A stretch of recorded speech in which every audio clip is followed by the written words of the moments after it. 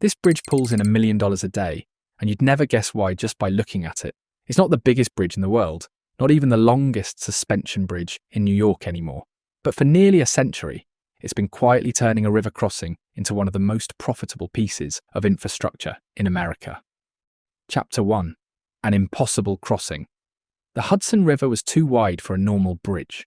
For over 100 years, engineers and planners had tried to connect Manhattan to New Jersey and failed. The river demanded something nobody had built before, a single leap of nearly 3,500 feet, twice as long as any suspension bridge in existence at the time. The man who finally cracked it was a Swiss immigrant engineer named Othmar Ammann. He'd spent years working under Gustav Lindenthal, one of the era's most respected bridge builders, before striking out with his own design. Where other engineers wanted a heavy arch bridge, Ammann pushed for something radical, a suspension bridge that would be lighter, cheaper, and far more elegant. The crossing point at 179th Street wasn't random either. Cliffs on both the New York and New Jersey sides already lifted the deck 200 feet above the water, cutting the height problem in half before construction even began. Chapter 2. A bridge nobody trusted. Construction began in 1927, and the bridge that emerged had to be lighter, thinner, and more flexible than anything built before it.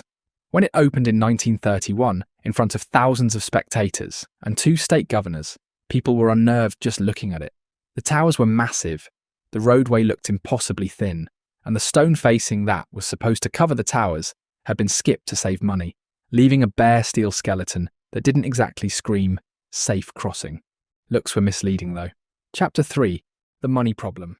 Cars crossed for 50 cents, and within a few years the bridge was pulling in roughly $10,000 a day.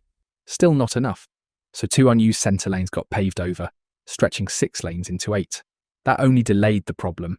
Soon the upper deck was maxed out again, and more toll revenue meant more roads. But the only space left to build on was directly underneath the bridge itself. Chapter 4. Building below. A moving bridge. That job was brutal. Traffic kept flowing above while crews worked below, and the new deck couldn't just bolt into place because the bridge above never stays still. It expands and contracts with the temperature, and a rigid lower deck would have torn apart its own supports. Engineers solved it with massive expansion joints and swiveling steel pins, letting the new road shift along with the old structure instead of fighting it. The result? 6 new lanes below, a 75% jump in total capacity, and by 1970, an extra $30,000 a day in tolls. Chapter 5. The real moneymaker. But the biggest boost never came from adding lanes. It came from raising the price of every toll. That original 50 cents would be worth about $11 today. Yet the fare has more than doubled since, turning a bridge once mocked for looking too thin and too cheap into a genuine $1 million a day machine.